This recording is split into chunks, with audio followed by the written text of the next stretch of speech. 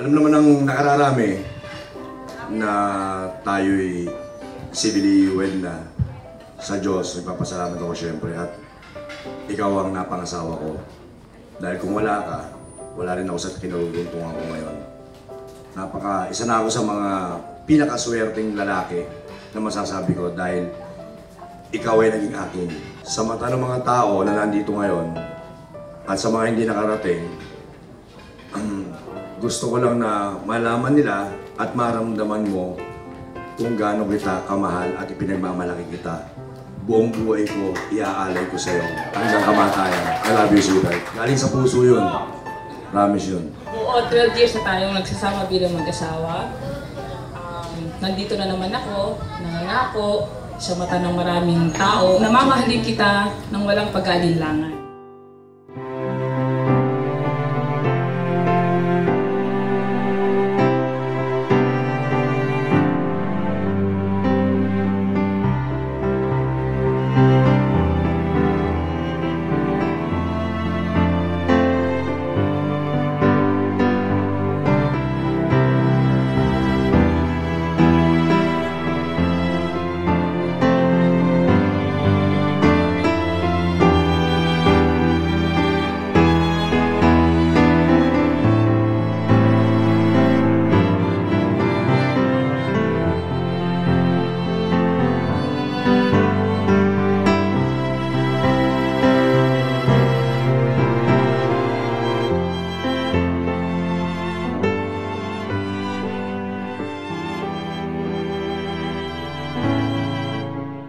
Akong nasa tabi mo sa panahon ng kasiyahan at kalungkutan.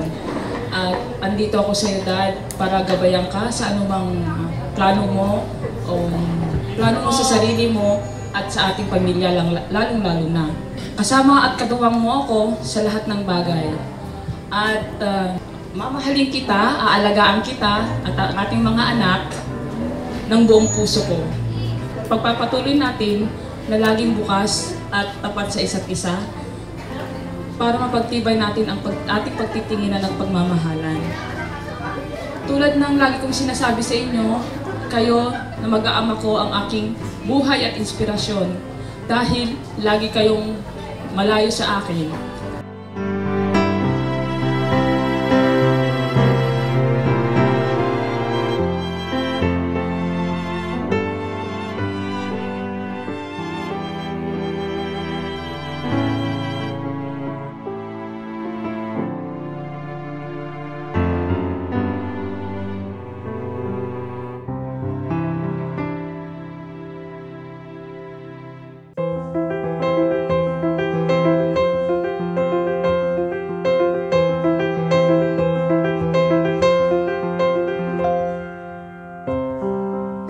Nila, napakaswerte mo.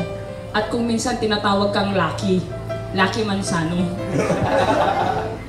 At syempre, swerte rin ako dahil ikaw ang lalaking binigay ng Diyos sa akin at minahal ko. Oo, Dad, ipinagmamalaki kita dahil ikaw yung taong nagpakumbaba, nagpababa ng pride para sa ikabubuti ng ating pamilya. Ikaw ang tunay kong kaibigan, ikaw yung lalaking maalaga at mapagmahal sa aming mag-iina. At wala tayo sa estadong ito, Daddy, kung hindi tayo nagtulungan, nagsakripisyo, at naging tapat sa isa't isa at lalong-lalo na nagmamahalan. Lagi mo itong tatandaan, Daddy. Mahal na mahal kita kahit ano man ang sabihin nila, kahit sino ka man, ano ka man. I love you, Daddy, promise.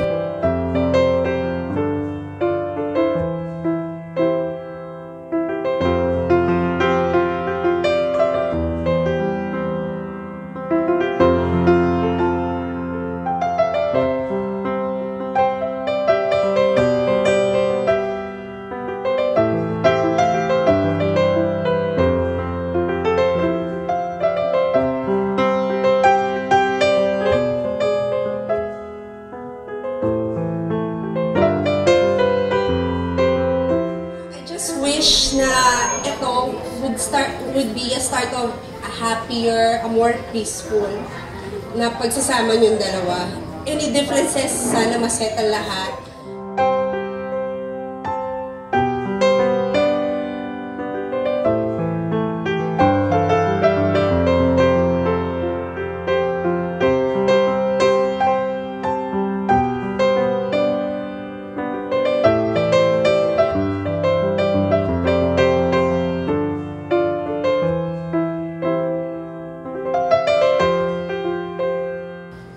Heidi, continue being good to all of us, but most especially being a loving wife to Ariel and a very doting and caring mom to Cyril and Sydney.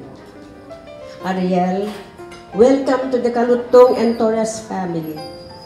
Although our family is humble, we are a loving, respectable, and caring clan. Love and take care of Heidi the way we love her, or even more than the way we do.